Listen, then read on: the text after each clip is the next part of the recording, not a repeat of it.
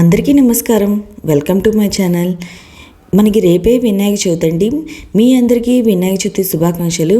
ఈ రోజున స్వామివారికి పూజ ఎలా చేసుకోవాలి, నైవేద్యం ఏమేమి సమర్పించాలి, ఇంకా ఈ రోజున పాటించవలసిన నియమాలు ఏంటి, ఇంకా స్వామివారికి ఉద్వాసన ఏ రోజున పలకాలి అంటే ఈ రోజు సాయంత్రం ఉద్వాసం చెప్పవచ్చా లేదా తర్వాత రోజు చెప్పాలా, ఇంకా ఉద్వాసం చెప్పేటప్పుడు పఠించవలసిన మంత్రం ఏంటి అంటే పూజ ప్రారంభమైన దగ్గర నుండి పూజ అంతా పూర్తయ్యే వరకు కంప్లీట్ పూజా విధానం నేను ఈ వీడియోలో తెలియజేస్తాండి.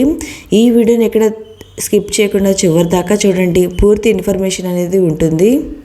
ముందుగా ఈ రోజున ఉదయాన్నే నిద్రలేచి తలంటు స్నానం ఆచరించి మన ఇంటిని అంటే పూజ గదిని అంతా శుభ్రం చేసుకోవాలి.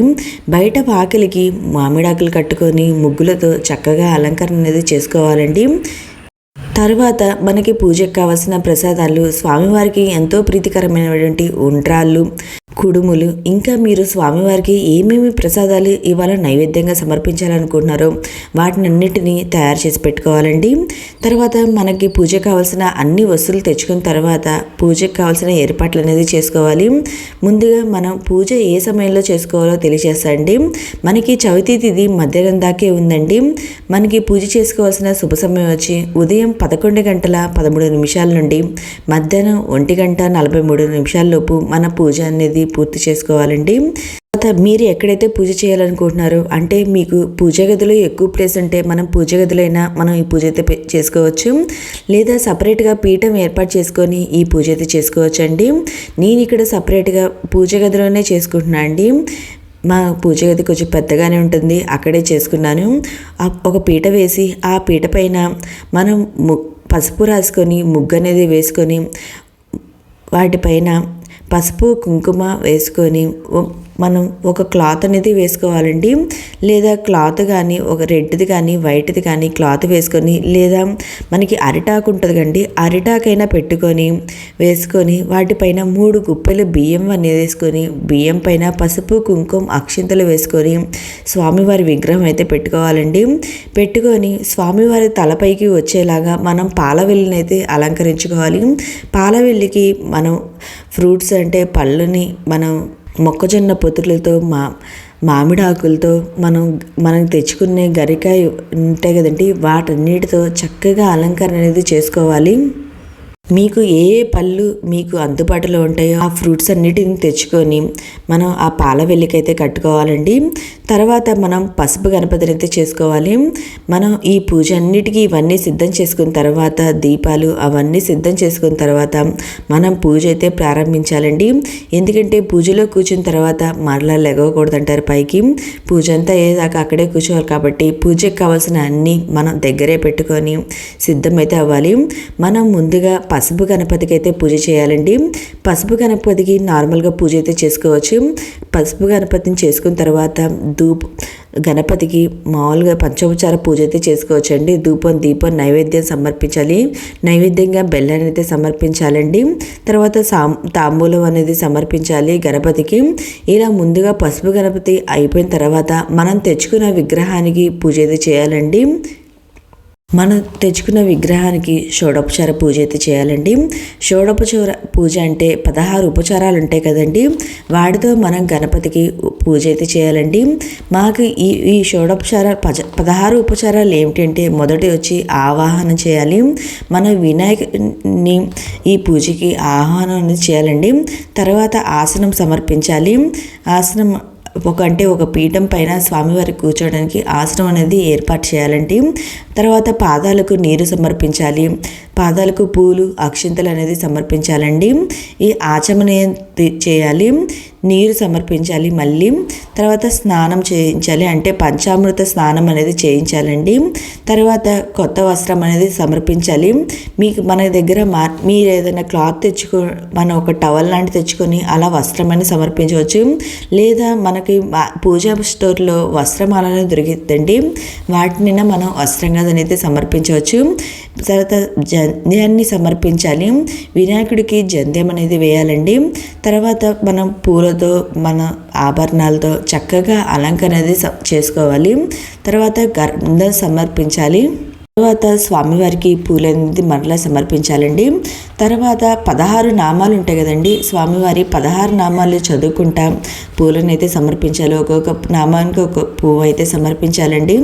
ఒకవేళ మీకు ఇవేమీ చదవడం రాదు అనుకునే వాళ్ళు ఓం గం గణపతే నమః అంటూ మనం అయితే స్వామివారికి పూజ అయితే చేసుకోవచ్చండి. అనుకుంటూ స్వామివారి పైన పత్రాలు, పుష్పాలు, అక్షింతలు ఇవన్నీ అయితే వేసుకోవచ్చు. తర్వాత పత్ర పూజ అనేది చేయాలి. మనం పత్రి అనేది తెచ్చుకుంటాం కాబట్టి వాటితో పూజ అయితే చేసుకోవాలండి. తర్వాత మనం పూలు, అక్షింతలు వేస్తూ స్వామివారి వినాయకుడిని అష్టోత్తర శతనామాలు అయితే చదువుకోవాలండి. ఇవన్నీ ఏంటంటే మనకి బుక్లో అయినా ఉంటాయి, వాటిని చదువుకుంటా అయినా మనం ఈ పూజ అయితే చేసుకోవచ్చు. లేదా మీకు ఫోన్లో కానీ మనం టీవీలో కానీ వీటిని పెట్టుకొని వింటా అయినా మనం ఈ పూజ అయితే చేసుకోవచ్చండి. ఇవేమి మాకు కుదరదు, వినలేము, చదువుకోలేము అనుకునే వాళ్ళు ఓం గం గణపతే నమః అంటూ స్వామివారికి మీరు ఏమేమి ఇవ్వాలనుకుంటున్నారో అవన్నీ స్వామివారికి సమర్పించాలండి. అంటే మనం భక్తితో స్వామివారికి ఏది చేసినా సరే ఆయన కరుణిస్తారండి. తరువాత స్వామివారికి అగరవత్తులు వెలిగించి ధూపం చూపించాలి, దీపం చూపించాలండి. తర్వాత మీరు ఏమేమి నైవేద్యాలు తయారు చేసి పెట్టుకున్నారో, ప్రిపేర్ చేసి పెట్టుకున్నారో అవి స్వామివారి దగ్గర అంటే పూజలో అయితే ఉంచుకోవాలి, స్వామివారికి సమర్పించాలి. తర్వాత తాంబూలం అనేది సమర్పించాలండి. ఇలా తాంబూలం అంతా పూజ అంతా అయిపోయిన తర్వాత చివరిగా మంగళహారతి అనేది ఇవ్వాలి.